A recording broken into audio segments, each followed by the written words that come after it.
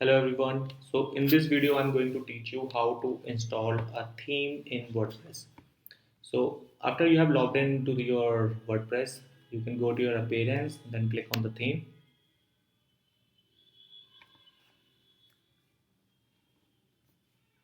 So right now a default theme is already installed, but what if you want to add a new theme? So click on the add new theme.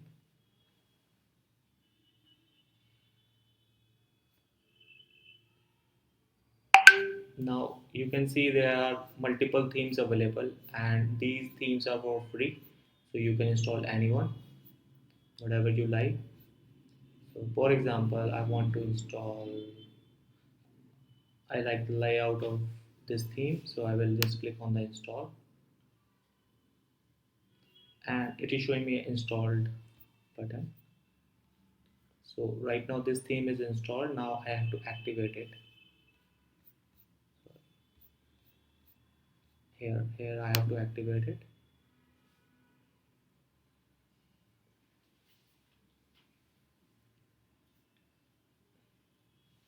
And yes, it's done. So my new theme is installed, the name of Sydney. So when I reload it, my theme is changed and it's showing me that Sydney is installed, and this is how we do it.